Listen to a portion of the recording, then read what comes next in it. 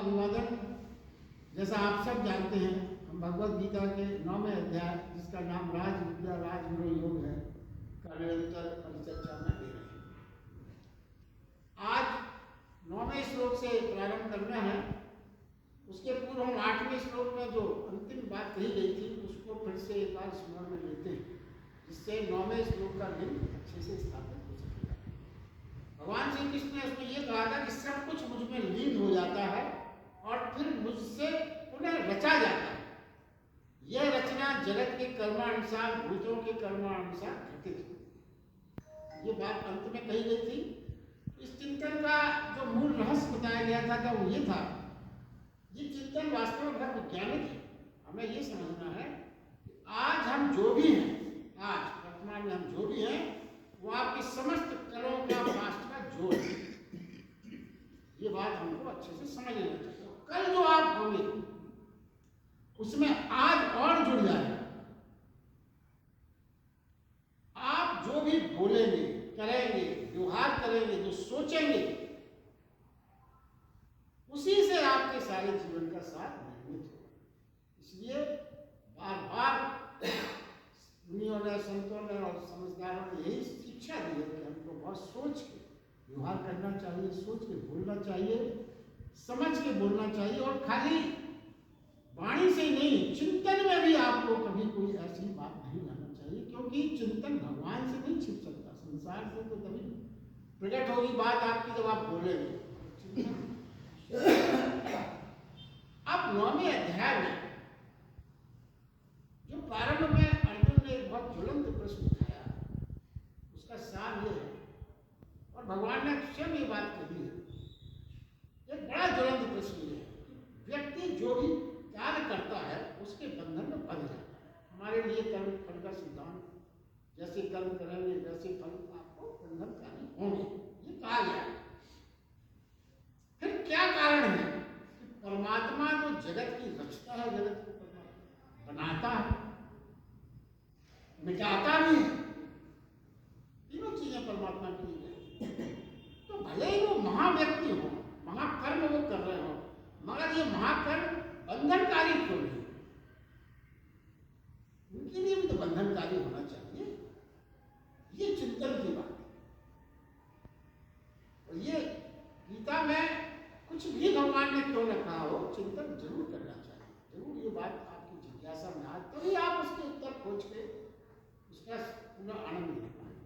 तो इसमें भगवान श्री कृष्ण ने खुद उत्तर दिया प्रारंभ में ही इस श्लोक के। वो ये कहते हैं, मैं ये सब करता हूँ, जो भी तुम कह रहे हो ये सब मैं करता हूँ निश्चित है, मगर ये अनासक्त भाव के कारण कर्म फल के बंधन से नहीं बनता। अनासक्त भाव के कारण।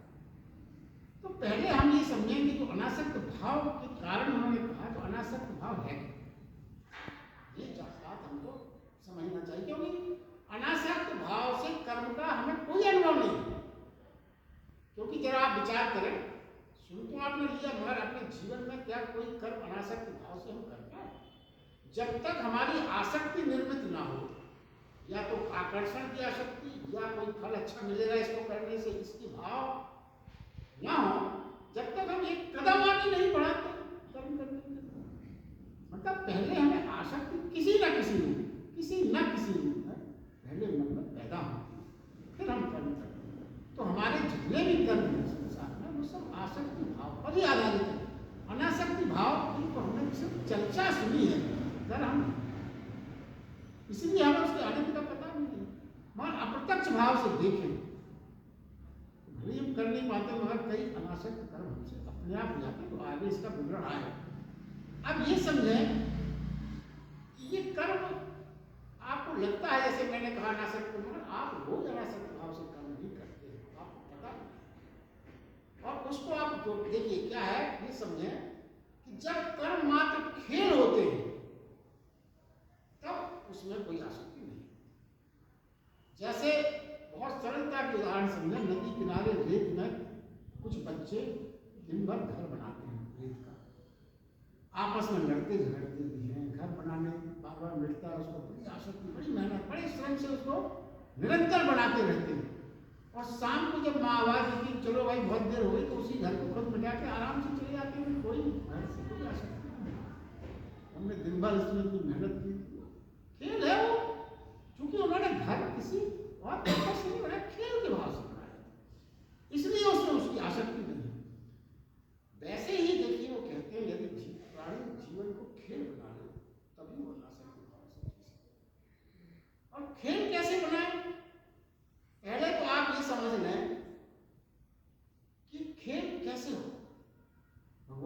पिछले अध्याय में भी एक बात ये चर्चा की थी कि ये आप इसको खेल तभी मान सकते हैं जैसे आपने पिक्चर में या नाटक में कहीं भी जो मंच के आपने प्रोग्राम कई देखे होंगे, कई कलाकार कई पार्ट करते हैं। पिक्चर में किसी से शादी हो जाती है, किसी पिक्चर में उसकी बहन बन जाती है, कभी माँ बन जाती है, तो ये रोल चलते रहते हैं। मगर जब पिक्चर पूरी हो गई शूटिंग या नाटक जो आप देख रहे हैं वो पूरा हो गया, उसके बाद सब कलाकार अपने अपने घर चले जाते, ना कोई किसी की बीवी, ना कोई किसी का भाई, ना कोई किसी की बहन। क्यों?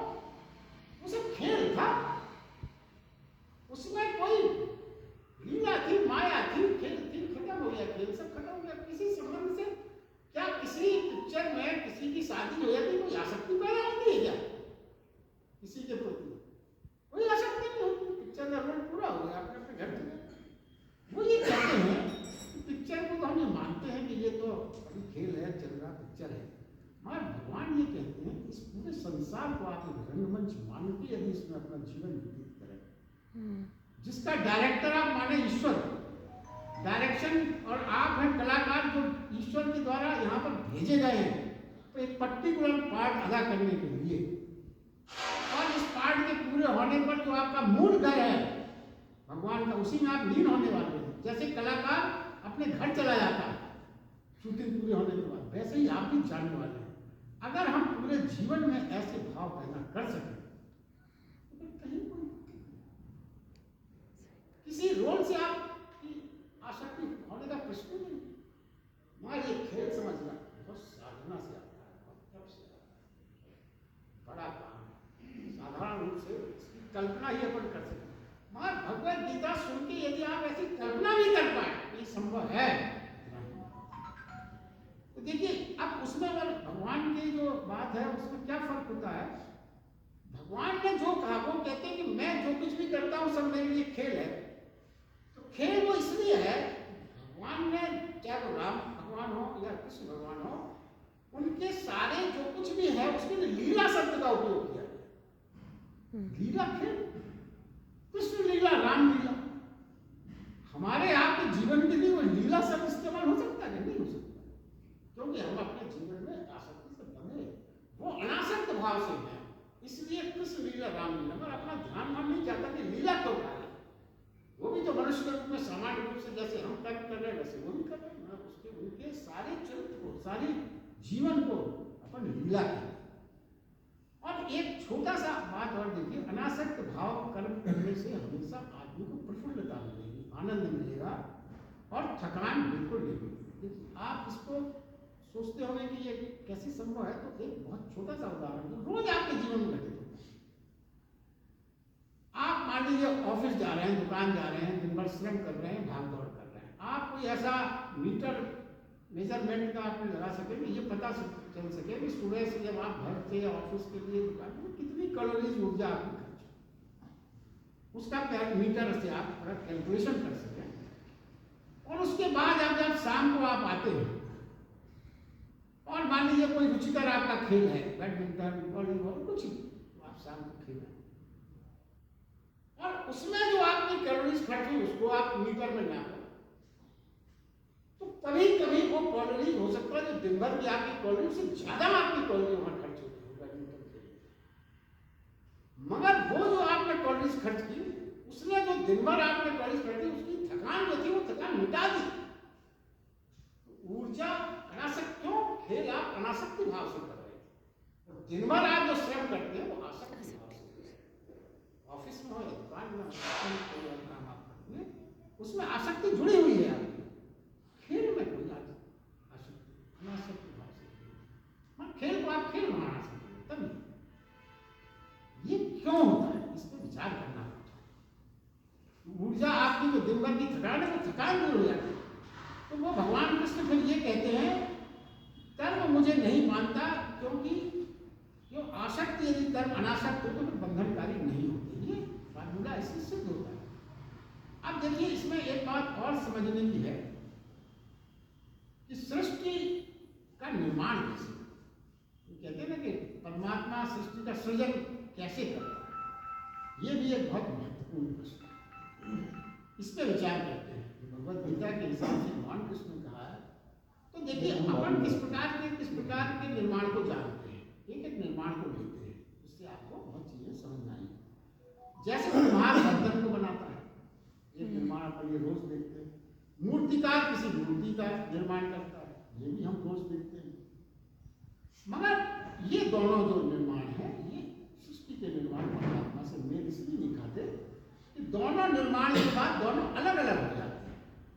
मूर्तिकार ने मूर्ति बनाई, मूर्ति अलग हो गई, मूर्तिकार बनाने वाला अलग चला गया। हो सकता है कई मूर्ति आपको देखेगी, मूर्तिकार का आपको पता भी नहीं होगा किसने बनाया, कुम्हार का कोई पता नहीं होता, बर्तन पर देखते। और परमात्मा तो अलग हो नहीं सकता ना। ये तो इस तरह से तो सृष्टि की रचना भगवान ने नहीं, क्योंकि परमात्मा तो सदैव प्रेजेंट है। अब एक स्टेप और आगे चलते हैं आप, नृत्य और नृत्य के बारे में सोचें। नर्तक है और नृत्य, वो एक दूसरे के बिना नहीं हो सकते। अगर नृत्य होगा तो नर्तक का होना अनिवार्य है, बिना नर्तक के नृत्य नहीं हो सकता। जैसे बर्तन तो अलग हो सकता है, मगर नृत्य और नर्तक तो अलग आता है। एक अपन को इस तरह का सृष्टि रचना मालूम है, सृजन मालूम है, इसमें भी भगवान से नहीं जुड़ा जा सकता। क्यों? इसमें नृतक अपन को प्रत्यक्ष दृश्य और भगवान तो अदृश्य। इस प्रकार की सृष्टि का निर्माण सृजन तो फिर वो ये कहते हैं कि क्या ये भी संभव है, यहाँ तो सृजन अदृश्य है, तो नृतक वाली बात नहीं। फिर अब परमात्मा का सृजन, परमात्मा द्वारा सृष्टि का सृजन कैसे होगा? जो आध्यात्मिकता है और गीता में भी जो बात आई है, जो विज्ञान के विद्यार्थी रहे उन्होंने एक शब्द सुना होगा, कैटालिटिक एजेंट, उत्प्रेरक क्रिया में भाग लेना है। उसका क्या अर्थ होता है? उसका अर्थ ये होता है कोई भी केमिकल रिएक्शन होती है, एक कैटालिटिक एजेंट के प्रेजेंस में ही वो रिएक्शन होगी, हालांकि वो कैटालिटिक एजेंट उस रिएक्शन में किसी प्रकार का कोई भाग नहीं लेता। मगर अगर उसकी प्रेजेंस ना हो तो वो रासायनिक क्रिया जो है वो घट नहीं। ये भी मौलिक सिद्धांत है। तो आपने अगर वैज्ञानिक होंगे तो पढ़ा होगा, तो वैसे इतना विज्ञान में समझना। जैसे उदाहरण के लिए आप देखिए, हाइड्रोजन और ऑक्सीजन को यदि आप मिश्रण करते हैं तो पानी होता है। उसका 2s2 + O2 = 2s2। छोटी क्लास में ही सभी को याद होगा। मगर ये हाइड्रोजन और ऑक्सीजन मिलने की प्रक्रिया जब ही पूर्ण होती है जब इलेक्ट्रिसिटी प्रेजेंट हो। अगर आप सीधे सीधे हाइड्रोजन ऑक्सीजन को मिलाएंगे तो पानी नहीं बनेगा। Electricity is must. और यदि पानी के अणु को आप विच्छेदन करें तो इलेक्ट्रिसिटी का कहीं कोई आपको दर्शन नहीं, मगर उसके बिना क्रिया पूरी नहीं हो सकती। तो इसमें यह सोचने की बात है कि कुछ घटनाएं ऐसी होती हैं जिसमें खाली प्रेजेंस जरूरी है, और वो घटना प्रगति के द्वारा अपने आप घट जाती है, वो करने वाला उसमें कुछ नहीं करता। सृष्टि की रचना ऐसे ही मानी है। और देखिए, आप इस सोच सकते हैं कि ये तो बहुत बड़ी बात है, आपके जीवन में रोज ऐसी घटनाएं घटती हैं, हमारा ध्यान उस पर नहीं जाता। देखिए, सही मालकियत किसी चीज की यही है कि उसको इशारा भी ना करना पड़े और काम हो जाए, उसकी मौजूदगी ही काफी।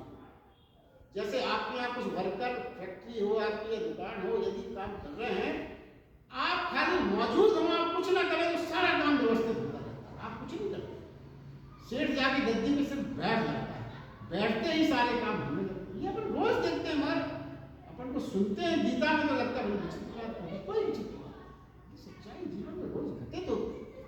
अब आप देखिए, जैसे एक पिता घर वापस लौटता है, एक शिक्षक क्लास में पहुंचता है, अपने आप बेटा पिता के पैर छूने लगता है, वो घटना घट गई, उसमें पिता ने कुछ नहीं किया। शिक्षक क्लास में जैसे ही कभी पता चलता है कि मास्टर साहब टीचर्स रूम से क्लास की ओर चले तो क्लास में शांति हो जाती है। मास्टर साहब ने कुछ नहीं किया, सिर्फ उनकी प्रेजेंस से क्या घट गया, क्लास में शांति की घटना घट गई। ये हम रोज महसूस करते हैं, मगर परमात्मा ने जब वो बात कहती है तो हमको भ्रम हो जाता है, शंका हो जाती है। वही सब चीजें हैं जो अपने जीवन में रोज घटित होती हैं। और यदि टीचर के आने पर भी हल्ला मच रहा है तो फिर उस टीचर सही नहीं है। अगर पिता को ये कहना पड़ा कि मेरे पैर छू, मैं तेरा बाप हूं, तो फिर उसमें कुछ ना कुछ कमी है।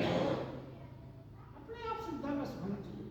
और इसके भी आगे अगर आप और भी सरलता से इस चीज को समझें तो देखिए, सुबह सूरज निकलता है तो फूल अपने आप खिलने लगते हैं, पक्षी अपने आप चहकने लगते हैं और नींद अपने आप खुलने लगती है।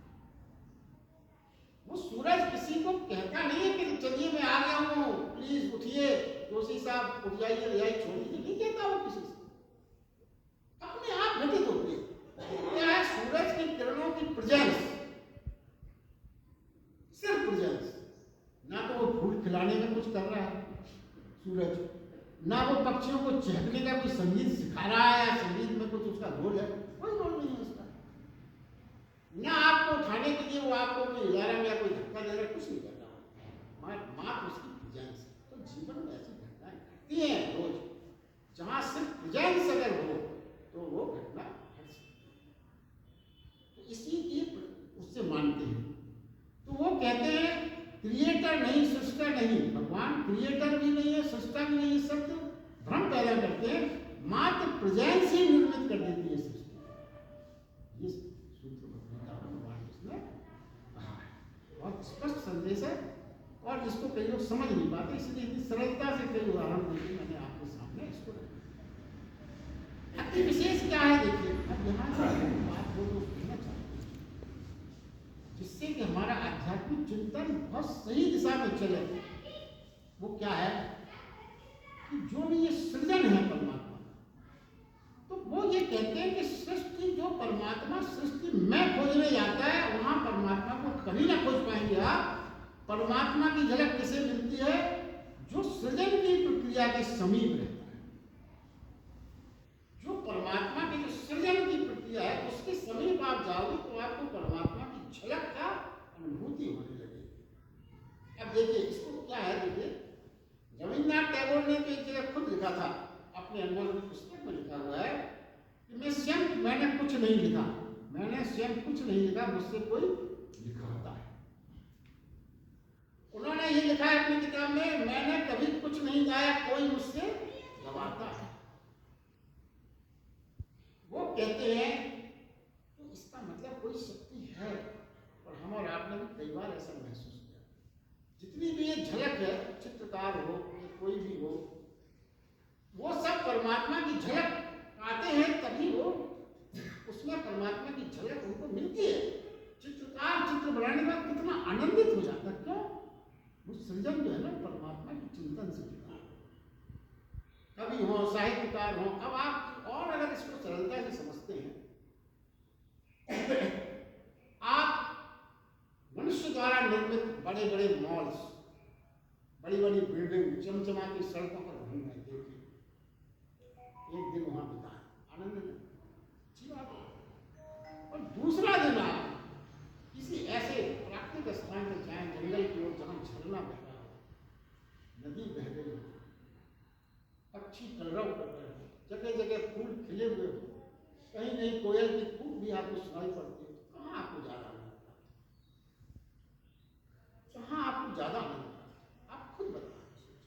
निश्चित रूप से आपको आनंद उस जगह जहाँ झरने नदी बताया गया, वहां आपको आपकी आत्मा तृप्त होती है। क्यों?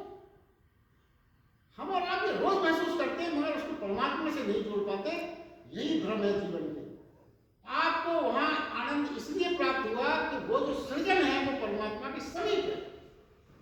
ये जो सृजन है मॉल्स और बड़ी बड़ी बिल्डिंग्स का, ये मनुष्य के द्वारा है, इसमें परमात्मा की झलक नहीं प्राप्त। तो सृजन जहां होगा तो आप परमात्मा से यदि मिलना चाहते हैं, परमात्मा की अनुभूति पाना चाहते हैं, तो उसके सृजन के पास है।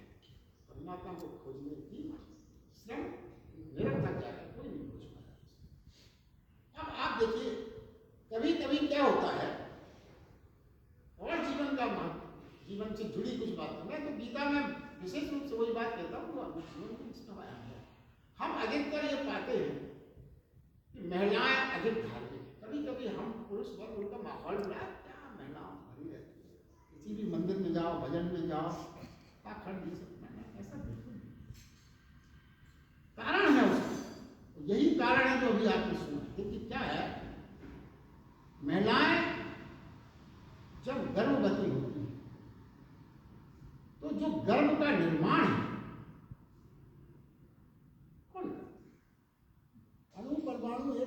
कुछ भी समझने आपको मिल रहा है, उसके बाद का सृजन, उसके सारे विकास, ये सब परमात्मा के द्वारा सृजित होता है। तो महिलाएं परमात्मा के सृजन के बहुत पास रहती है, 9 महीने बहुत पास रहती है। तो क्या होता है कि शिशु के निर्माण के बहुत पास होने से मां होने में उसकी साधना अपने आप हो जाती है। और मातृत्व तो सबसे गहरी धार्मिकता है, समझ रहे, मातृत्व तो सबसे गहरी धार्मिकता है। वो जो 9 महीने उस भगवान के द्वारा सृजन के समीप महिला रहती है, इस कारण उसका सारा भाव अधिक धार्मिक होता है पुरुष के अपेक्षा। इसलिए ये धार्मिक चित्रों में, धार्मिक संस्थानों में इनकी रुचि स्वाभाविक रूप से ज्यादा है, क्योंकि इन्होंने अपना समय, बहुत बड़ा समय भगवान के परमात्मा के सृजन के बहुत करीब बिताया है। और ये इनकी धार्मिकता के भाव अपने आप उससे जागृत हो रहे हैं। तो वो ये कहते हैं, और इसका एक और चीज जो हमारे दिमाग में है गीता की, इसको और समझ लिया।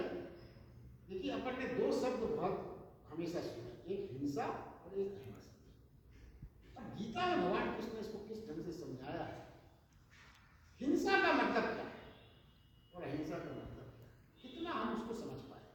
हिंसा का अगर आप अर्थ समझे तो विध्वंस,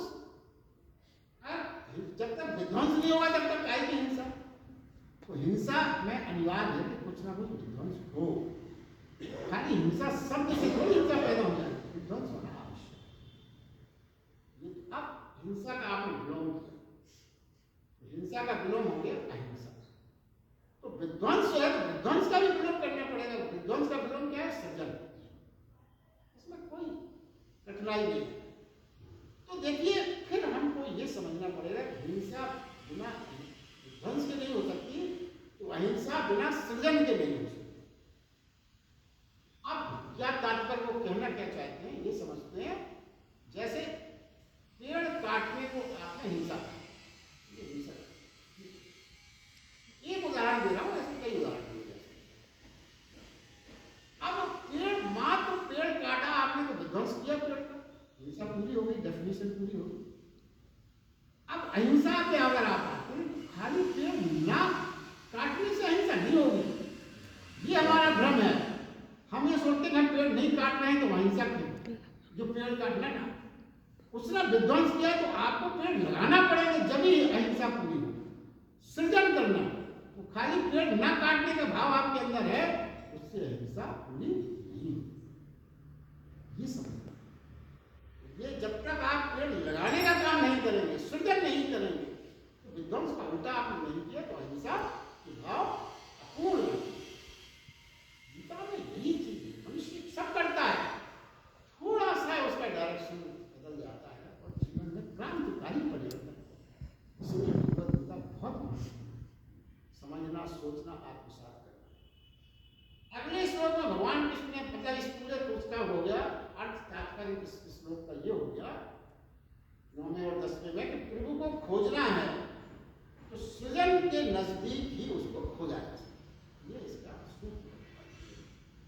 अब आगे भगवान कृष्ण ये कहते हैं 11वें 12वें श्लोक में, मेरे परम भाव को न जानने वाले मूढ़ लोग, मनुष्य का शरीर धारण करने वाले मुझ महान ईश्वर को भी तुच्छ समझते। कृष्ण भगवान ये कह रहे हैं, अर्थात मेरी योग माया से संसार के उद्धार के लिए मनुष्य के रूप में विचरते हुए मुझ परमेश्वर को साधारण मनुष्य समझते हैं।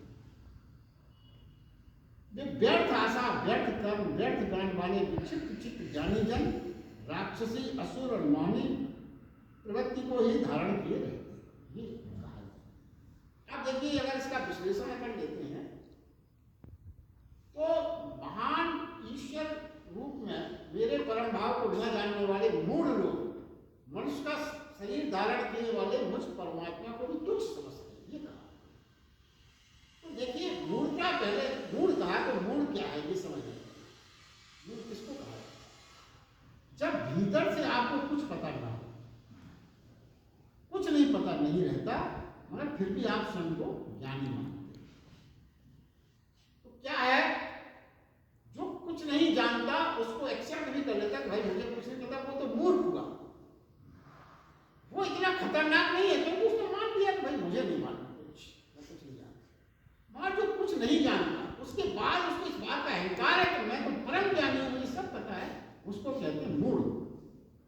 मूढ़ता में क्या हो गया, अज्ञान भी है प्लस प्लस अहंकार।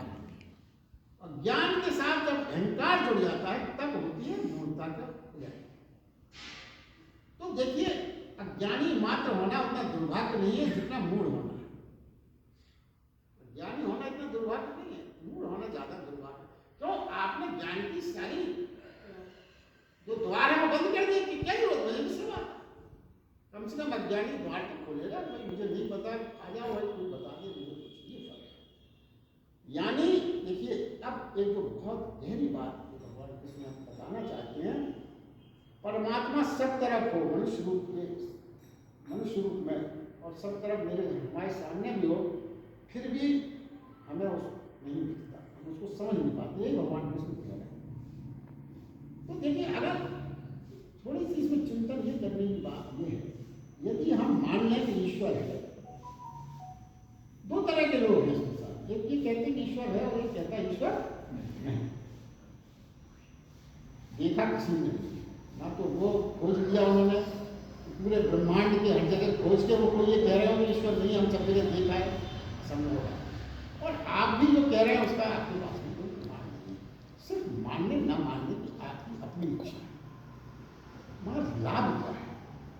यदि आप ये कहते हैं कि ईश्वर है, तो आपके अंतर की चेतना क्या कहेगी, चलो भाई खोजते हैं, प्रयास करते हैं, साधना करते हैं, तब करके शायद मिल जाए। क्योंकि आपने मान लिया, स्वीकार कर लिया कि ईश्वर है, तो फिर आप अपनी चेतना को उस ओर मोड़ेंगे, तो क्या होगा, फायदा क्या है। ईश्वर मिले ना मिले, कम से कम आपकी चेतना का शुद्धिकरण तो होगा, आपकी चेतना का डायरेक्शन तो सही हो जाएगा, आपके आचार विचार अच्छे होंगे, आपके प्रयास सशक्त होंगे, आपको एक अपने अंदर एक बहुत ही परमार्थ का, बहुत ही शाश्वत चिंतन दिमाग में रहेगा। क्यों? क्योंकि आपकी चेतना ईश्वर को खोजने में लगी है, तो आपका शुद्धिकरण तो अपने आप चित्त का होगा, शुरू हो जाएगा। यदि आप समझते हैं कि भाई अगर ईश्वर को खोजने निकले हैं तो विचारों को पहले शुद्ध करें तभी तो खोज पाएंगे, तो शुद्धिकरण की प्रोसेस का तो आपको फायदा हो गया कम से कम। और यदि आपने ये मान लिया, तो यदि आप ईश्वर को ना माने, तो पहली बात तो ये है ना माने, ये भगवान आप मान लीजिए, आप नहीं, कोई नहीं मान रहा है XYZ, तो भगवान को क्या फर्क पड़ता, आप नहीं मानते। राम कृष्ण बुद्ध महावीर आप नहीं मानते तो ना मानो, उन्हें कोई आपका वोट चाहिए क्या। वो आपके पास ये नहीं कहेंगे कि अरे भाई आप मुझे नहीं मान रहे हो, हमारी इमेज खराब हो रही, कृपया माने। वो कोई नेता नहीं है क्योंकि आपको वोट नहीं मिलेगा या आप उनकी बुराई करोगे या नहीं मानोगे तो उन्हें कोई थोड़ा घाटा होने वाला है। वो आपके पास आके हाथ जोड़ेंगे राम और कृष्ण को, भाई आप मुझे मानो, क्यों नहीं मान रहे श्रीमान, अरे हार में जाइए, आप मत मानिए, आप नहीं मानना मत मानिए, उन्हें क्या फर्क पड़ता है। उनकी प्रतिष्ठा या उनका जो आकर्षण है, उनका जो रूप है, वो आपके मानने ना मानने से उसमें क्या फर्क पड़ता है। वो तो वैसे ही समुद्र से एक बूंद आप निकाल के सोचो कि मतलब पूरे समुद्र को बर्बाद कर दिया, तो थोड़ी कुछ होता है, कोई फर्क नहीं। दूसरा आपको फर्क पड़ेगा, क्या फर्क पड़ेगा, आपकी चेतना का विकास नहीं होगा, आपकी चेतना में जो विकार मस्तिष्क में भरे हुए हैं उनके शुद्धिकरण की प्रोसेस आपने बंद कर दी। क्यों करोगे आप? अच्छा देखिए, इसमें कष्ट क्या है, हमारा ही लाभ है मानने में और हमारा ही नुकसान है ना मानने में। हमें अच्छी तरह समझ लेना चाहिए वस्तु क्या है, क्या है। जो ईश्वर को नहीं मानते हैं उसका मूल कारण क्या है, अहंकार। अहंकार क्या है, वो अहंकार की परिभाषा ये है कि अपने से बड़ा किसी को नहीं मानता, अपने से बड़ा किसी को नहीं मान पाता, मानता क्या, मान नहीं पाता, भरा हुआ है अहंकार से, चाहे कि भी नहीं मानता। तो फिर वो ईश्वर को यदि मानेगा तो अपने से बड़ा तो मानना ही पड़ेगा, उसको मजबूरी हो जाएगी, फिर तो ईश्वर को तो कहना ही पड़ेगा हमसे बड़ा। इससे अच्छा यह है कि मानो ही मत, जड़ मूल से कहानी समाप्त। ना हम ईश्वर को मानेंगे ना हमारा अहंकार टूटेगा। तो यदि हम ये कहते हैं, अहंकारी व्यक्ति ये कहते कि हम ईश्वर को मानते हैं, तो कम से कम परमात्मा को तो अपने से ऊपर रखना पड़ेगा, उसको मजबूरी है। तो हम ये मजबूरी क्यों करें, कहता है मानेंगे नहीं, इसको हटा मानेंगे नहीं तो कहानी खत्म हो गई, क्या चिंता है। इसलिए अहंकार बस ये बात घटित होती है कि वो परमात्मा को मानने से इनकार कर देता है। और एक बात और माने, रोज के अनुभव है, अच्छा प्राणी कभी अपनी अच्छाइयों से तृप्त नहीं होता। अच्छा कभी अपनी अच्छाइयों से, अच्छे प्राणी का मूल स्वभाव ही यही है कि वो अपनी अच्छाइयों से कभी तृप्त नहीं होगा। निरंतर क्यों? इसीलिए तो वो निरंतर बढ़ने के लिए प्रयास करेगा, क्योंकि तृप्त हो जाएगा तो बढ़ेगा कैसे? आप अपनी साधना से कभी कोई सुख तृप्त नहीं हुआ, हमेशा उसको लगता है नहीं अभी और हमारे सिद्धि साहब को इसका पूरा अनुभव निरंतर बढ़ते, कभी ये नहीं लगता कि नहीं हो गया कंप्लीट। भगवत गीता के बारे में मैंने आपसे कहा था, बड़े बड़े शंकराचार्यों ने, बड़े बड़े संतों, मुनियों ने, ऋषियों ने, अरविंदों जी ने और इस्कॉन वाले संत, सब ने गीता में भाष्य लिखा है। और लिखने के बाद सब ने ये कहा कि हम ये क्लेम नहीं कर सकते गीता में जितना कुछ कहा गया सब कुछ हमने लिखा, किसी ने ये क्लेम नहीं कर पाया कि पूर्णता दे दी हमने अपने शब्दों को, बस अब कुछ ऐसा शेष नहीं बचा जो हमने न लिया। क्यों? लिखने के बाद कुछ ही दिनों के बाद मुझे अनुभव लगने लगता है यार इस किताब में तो हमने बहुत चीजें छोड़ दी, क्या क्या और लिख सकते थे, अब तो छप गई, अब क्या करें, कहाँ लिखें? क्यों? इसका मतलब आप लिखते समय पूर्णता में कोई नहीं पा सकता। और जो चिंतन आज गीता में आपका हो गया, वो 1 साल 6 महीने के बाद आपको फिर लगेगा कि अरे दोस्तों बोले थे हम, बहुत चीजें छूट गई थी। यही गीता का यही साधना की जो तृप्त न होने की बात जो भगवान ने कही, इसीलिए अच्छाइयों से कभी कोई व्यक्ति तृप्त नहीं होता। वह इतना अच्छा बनना चाहेगा, इतना अच्छा बनना चाहेगा कि परमात्मा स्वयं आकर उसको अपने गले लगा। ये चाह है, ये प्यास है, परमात्मा स्वयं आए गले लगा, तो कितनी अच्छाइयां शेष रखने में, ये भाव देखिए। और बुरा प्राणी अपनी अच्छाइयों से हमेशा तृप्त रहता है। क्यों रहता है? क्योंकि वो अपने बुरे काम को जारी नहीं सकता अगर वो अच्छाइयों में तृप्त न हो जाए। अच्छाइयों से ठीक है, इतनी अच्छाई बहुत है, बाकी हमें अपना काम करने दो जो हम कर रहे हैं, ज्यादा अच्छा नहीं होना, तृप्त है। अगर वो तृप्त नहीं होगा तो बुराई के काम कर ही नहीं सकता, वो पाप कर्म कर ही नहीं सकता। पहला उसकी शर्त ही है कि आप अच्छाइयाँ बहुत है हमारे पास, हमें मत सिखाओ जाना, ठीक है जो कुछ है बढ़िया है। तो मनुष्य रूप में परमात्मा को मानने में बड़ी बाधा है उसको। इसलिए क्या होता है, मनुष्य को हम स्वयं श्रेष्ठ कैसे मान सकते हैं? अहंकार यदि वह ना रहे तो उसकी प्रतिष्ठा संसार में हो जाए, हम मान लेते हैं, क्योंकि जो नहीं है उसको श्रेष्ठ मानते हैं। कि परमात्मा ने ये कहा यहाँ पर कि जब तक, उन्होंने ये कहा ना कृष्ण भगवान ने श्लोक में, कि जब तक मैं मनुष्य रूप में हूँ मुझे आदमी साधारण मनुष्य समझता है, तुच्छ समझता है। तो ये मनुष्य का एक अहंकार है कि सामने यदि कोई मनुष्य रूप में है तो उसे श्रेष्ठ मानने में अहंकार हमारा मानने नहीं देता।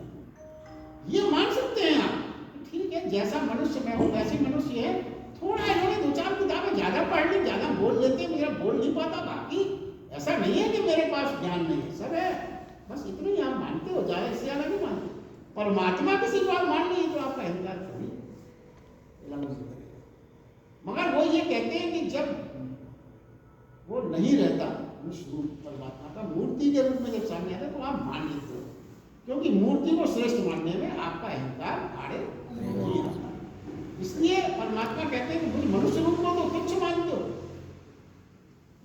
और मूर्ति रूप में मेरी पूजा करते हो, तो मनुष्य के रूप में मुझे, वो कहते हैं ना कोई मूल लोग मुझे मनुष्य के रूप में तुच्छ मानते हैं, इसका तात्पर्य ये हुआ। और मनुष्य होने की विशेषता क्या है? मनुष्य मात्र मनुष्य ही ऐसा है जो कभी पूर्ण नहीं होता। ये रहस्य की बात है जो आपने रोज अनुभव की है। मगर देखिए अन्य जीव जो हैं, चाहे वो किसी भी जानवर हो, कोई भी आप उदाहरण देना, वो अपने आप में पूर्ण होते हैं। क्यों? उन जानवरों में महान तपस्वी साधक बनने की कोई इच्छा नहीं रहती, वो पूर्ण है, जैसे हैं वैसे हैं। कोई आपने कुत्ता या कोई बैल या कोई भी इस भाव में नहीं देगा कि हमें साधक बनना है, तपस्या करना है, पूजा अर्चना करना है, ये भाव में नहीं, स्वाभाविक रूप से। तो क्या है, ये प्रवृत्ति जो है साधक बनने की और उच्च स्तर बनने की प्रवृत्ति, ये सिर्फ मनुष्य में ही होती है। और देखिए फिर ये है कि पूर्ण होने का तात्पर्य है कि कोई भी जानवर उस स्थिति से ना तो ऊंचा जाता है ना नीचे जाता है। मनुष्य ही एक ऐसा प्राणी है जो ऊंचाइयों तक भी जाता है और अधोगति में नहीं जाता। वो अपनी वो उसके ऊपर निर्भर है। मतलब वो अपनी जो आज की स्थिति है उसको बदल सकता है, या तो वो शिखरस्थ हो जाए या उसका चिंतन यदि उसको अधिक होती को ले जाए तो वो अपना जीवन नष्ट नहीं कर सकता है। मात्र मनुष्य शिखर की यात्रा कर सकता है और अधिक होती की ओर भी जा सकता है। तो इसमें भगवान ये कहते हैं जीवन में कहीं भी आपको कुछ भी श्रेष्ठ दिखाई पड़े तो श्रेष्ठ को स्वीकार करें। यदि आपको आध्यात्मिकता से जुड़ना है तो जो भी श्रेष्ठतम दिखाई पड़े उसको बिना झिझक स्वीकार कर लेना, चाहे वो बड़ी दिखे ना, कल्पना में भी हो तो भी उसको स्वीकार कर लेना, उसको परमात्मा के ऐश्वर्य मान के, परमात्मा की झलक मान के स्वीकार कर लेना। और जो अश्रेष्ठ दिखे, जो जिसमें अनाचार छिपा हुआ हो, उसके लिए भले बिल्कुल इनकार कर देना, भले वो प्रत्यक्ष देखे उसका सुख है। क्योंकि जो अधोगति वाले सुख है वो आपको प्रत्यक्ष दिखेंगे, उनका प्रभाव आनंद आपको प्रत्यक्ष दिखेगा। नाच गाने देखने में कितना आनंद आता है, तरह तरह को, मगर जो आनंद कल्पना में है, श्रेष्ठतम आनंद, उसकी अनुभूति से आप जुड़े, ये संदेश है। और इस अनुभूति में आपको प्रत्यक्ष भी दिखे तो भी आप उससे इनकार करते हैं। ऐसा प्राणी ही शिखर की यात्रा कर सकता है, जो श्रेष्ठ से जुड़े और अश्रेष्ठ के लिए इनकार करते हैं। इसके आगे भगवान कृष्ण ने इसी श्लोक में कहा है, ऐसे व्यक्ति जो मूढ़ हैं वो व्यर्थ आशा, व्यर्थ कर्म और व्यर्थ ज्ञान में उलझे रहते। हमको इस समझना हो कि आशा, कर्म और ज्ञान व्यर्थ कौन कौन से हैं, इनको नहीं मालूम। कहीं ऐसा तो नहीं कि हम उन्हीं में उलझे हुए, ये इशारे हमको समझना जरूरी है। तो उमर खयाम ने एक गीत अपना लिखा था, उसमें उसने ये पूछा, यदि ये संसार दुखी दुख है, जैसा हम सब कहते हैं बड़ा दुख है, संसार दुखों से भरपूर है, सभी प्रकार के कष्ट हैं, कुछ भी यहाँ पे परेशानी, पीड़ा, संताप से आदमी घिरा रहता है, तो ये कहता है कि फिर आदमी जिंदा क्यों है, घर क्यों नहीं जाता, आत्मघात क्यों नहीं कर लेते सब, जब दुखी दुख है, कष्ट कष्ट है, संताप है, हर कोई ये कहता है पूरा संसार कष्टों से भरा है। तो उसने कविता के रूप में था, गीत के रूप में उसने आकाश से पूछा कि ऐसा क्यों होता है, तुम तो आकाश हो, तुम तो पूरी दुनिया सृष्टि की हर आदमी को देखते रहते हो, बताओ क्या कारण है। तो आकाश ने उत्तर दिया, इसका उत्तर दिया मैंने, आशा। क्या है जो अतीत में नहीं मिला वो भविष्य मिल जाएगा, ये आशा ही मनुष्य को जीवित रखती है। अगर ये आशा टूट जाए तब मन आशा नहीं, उसको लगा रहता है कि भविष्य नहीं मिला। भविष्य के आकर्षण के ही कारण प्राणी गतिशील है, भविष्य का आकर्षण ही उसको गतिशील लगता है, वरना उसकी गति समाप्त हो जाएगी। उम्र गुजर जाती है, प्रेम सुख शांति चाहिए थी हमने, वो हमको मिलती नहीं, वो आनंद नहीं मिला कभी जो स्थायी हो, अब परिवर्तनशील हो, ऐसा आनंद हम नहीं पा रहे। कारण क्या है ये जानते हैं, कारण क्या है, कारण बड़ा स्पष्ट है। हमको ये विचारना होगा कि हमारी जो चाह है वो प्रकृति के नियम के विरुद्ध तो नहीं है, और अगर आपने प्रकृति के नियम के विरुद्ध चाह की तो वो कभी पूरी ना होगी, आप चाहे कुछ भी साधना करें, कुछ भी अनुष्ठान करें। तो ये हमें समझना होगा, कारण पहले जान लें क्या कारण है। जैसे एक छोटा सा उदाहरण है, अगर आपको मान लीजिए ये हो कि हमें पीएचडी चाहिए, पीएचडी करना, यूनिवर्सिटी हमको पीएचडी दे, अब आप एक जो निर्धारित नियम की प्रक्रिया उसको फॉलो न करें, गायत्री मंत्र के 30-30 माला रोज करें, 2-2 घंटे तक यज्ञ करें, तो क्या यूनिवर्सिटी पीएचडी दे देगी आपको? आपकी चाह कभी पूरी नहीं हो सकती। क्यों? क्योंकि आपकी चाह नियमों के विरुद्ध है। तो हमें सजगता से अपनी हर चाह को परीक्षण करना होगा कि हम जो परेशान हैं वो हमको नहीं मिल रहा है, तो कहीं हमारी चाह गलत तो नहीं है।